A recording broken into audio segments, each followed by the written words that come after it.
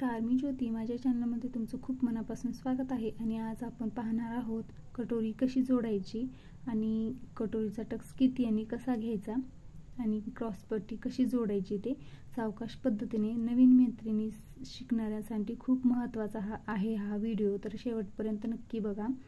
तर हे बघा, मी अस्तर जोडून घेतला आहे आधीच ब्लाऊजला. तर आता हे बघा, मी कटोरी साईड पार्टला असं वरती गळ्याकडून जोडत आहे कटोरी आणि सावकाश शिलाई करून घ्यायची. हळूहळू कटोरी वडायची नाही किंवा साईड पार्टही वडायचा नाही अजिबात. जिथल्या तिथे कपडा ठेवून सावकाश शिलाई करून घ्यायची.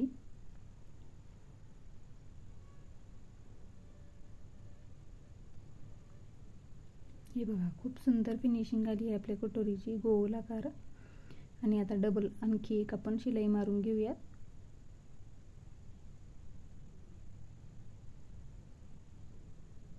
डबल शिलाई करायला अजिबात विसरायचं नाही.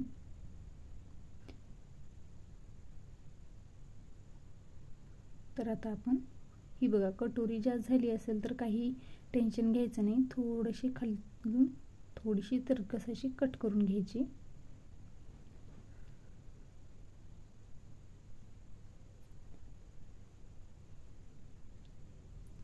आणि आता आपण टक्स घेऊयात.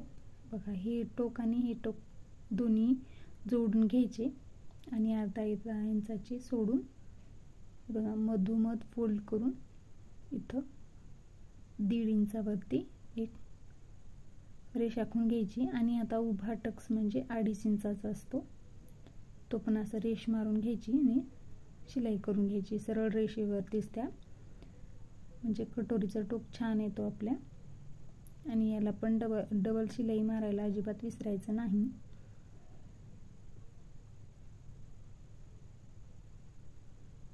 हे बघा, कटोरीचा टोक किती छान आलेला आहे आपल्या, खूप सुंदर दिसत आहे आपली कटोरी. तर आता आपण क्रॉसपट्टी जोडून घेऊयात.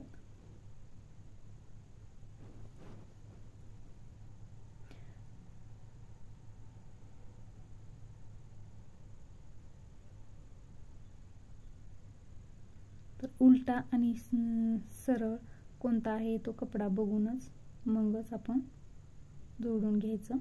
हे बघा, वरती ब्लाऊजचा आणि खाली अस्तरची क्रॉसपट्टी ठेवून हे बघा, हे तिन्ही कपडे एक साथच शिवून घेत आहे मी. आणि आता हे बघा, आपण असं फोल्ड करायचं. कटोरीचा टक्स जो घेतला आहे तो कोणी कटही करतं, पण मी कट करत नाही, कारण कट केल्यानं तिथले असं उसवून जात, दोरे धागे निघतात.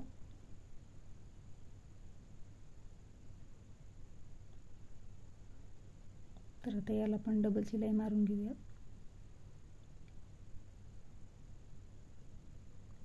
मध्ये कोणता दुसरा साईडचा कोणता कपडा मध्ये येईल याची काळजी घेत आपण शिलाई करून घ्यायची.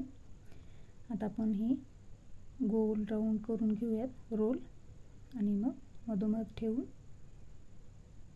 क्रॉसपट्टी खालून जोडून घेऊयात.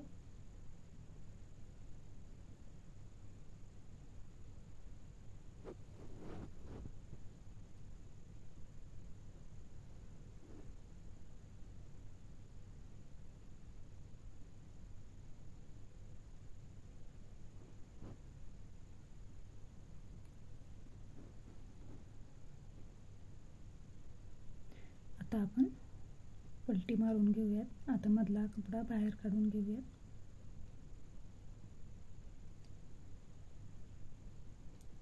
तर हे बघा, कटोरी आपली खूप छान गोल आकाराची आणि टोकही छान आलेलं आहे आपल्या कटोरीचं.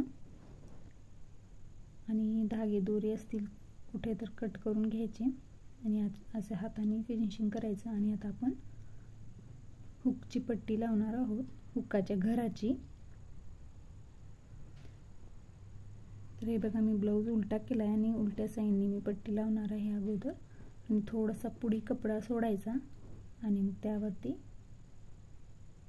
शिलाई करून घ्यायची. आणि ही पण पट्टी अजिबात ओढायची नाही, ओढली तर तिरकी होते, पिळी पडतात. त्याच्यासाठी ओढायचं नाही, सावकाश शिलाई करायचं कपडा अलगद ठेवून. आणि आता आपण पलटी मारून घेऊयात. आता नवीन शिकणाऱ्या मैत्रिणींसाठी असं बरोबर येत नाही एकसारखं शिलाई, म्हणून अगोदर सुरुवातीला हे असं फोल्ड करून शिलाई मारून घ्यायची.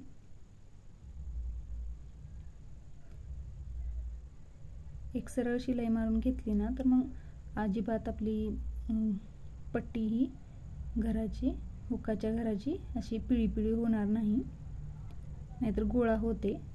आणि आता अनामत हळूहळू त्यावरती ठेवायचं. खालचा जो कपडा आपण एक्स्ट्रा सोडला होता तो मध्ये असं दुमडून घ्यायचा आणि मग शिलाई करून घ्यायची त्यावरती, म्हणजे अजिबात पट्टी ही अशी तिरकस लागणार नाही, सरळ लागते. तरी बघू खूप छान फिनिशिंग आली आहे आपल्या ब्लाऊजची.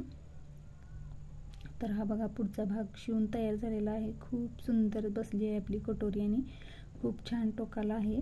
आता आपण दुसऱ्या साईडची पण कटोरी जोडून घेऊयात आणि टक्स टाकून क्रॉसपट्टी जोडून घेऊयात. तर खूप महत्त्वाचा आहे हा व्हिडिओ, नवीन शिकणाऱ्या मैत्रिणींसाठी खूप उपयोगी येणारा आहे. तर जास्तीत जास्त तुमच्या मित्रमैत्रिणींमध्ये शेअर करा आणि व्हिडिओ आवडल्यास नक्की लाईक करा, माझ्या चॅनलला सबस्क्राईब करा, बेल आयकॉनलाही क्लिक करा. आणि काही समजलं नसेल तर नक्की कमेंट बॉक्समध्ये सांगा.